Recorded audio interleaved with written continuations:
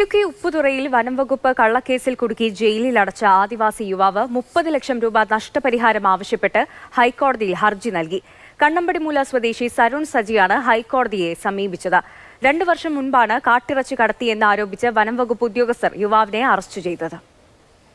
ഓട്ടോയിൽ കാട്ടിറച്ചി കടത്തിയെന്നാരോപിച്ചായിരുന്നു ആദിവാസി യുവാവ് സരുൺ സജിയെ വനം വകുപ്പ് അറസ്റ്റ് ചെയ്തത്. പിന്നീട് ക്രൂരമായി മർദ്ദിക്കുകയും ജയിലിലടയ്ക്കുകയും ചെയ്തു.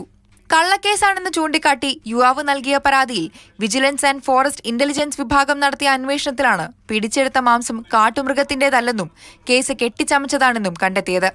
തുടർന്ന് യുവാവിനെതിരായ കേസ് വനം വകുപ്പ് പിൻവലിക്കുകയും ചെയ്തു. 2 വർഷം പൂർത്തിയാകുന്ന ഈ കാലയളവിലും ഈ കേസിന്റെ അന്തിമ റിപ്പോർട്ട് കോടതിയിൽ കൊടുക്കുകയോ വിചാരണ തുടങ്ങുകയോ ചെയ്തിട്ടില്ല എന്നുള്ളത് ഈ ഗോത്രവർഗ സമൂഹത്തെ ആശങ്കപ്പെടുത്തുന്ന വലിയ ഒരു വിഷയം തന്നെയാണ്. യുവാവിനെ കള്ളക്കേസിൽ കുടുക്കിയ ഇടുക്കി മുൻ wild life warden B Rahul ഉൾപ്പെടെ 12 പേരെ സസ്പെൻഡ് ചെയ്തിരുന്നു. ഉദ്യോഗസ്ഥരും സർക്കാരും ചേർന്ന് നഷ്ടപരിഹാരം നൽകണമെന്നാണ് യുവാവിന്റെ ഹർജി. സാമ്പത്തിക ബുദ്ധിമുട്ട് കണക്കിലെടുത്ത് അടിയന്തരമായി 5 ലക്ഷം രൂപ അനുവദിക്കണമെന്നും ഹർജിയിലുണ്ട്. മാതൃഭൂമി ന്യൂസ്, ഇടുക്കി.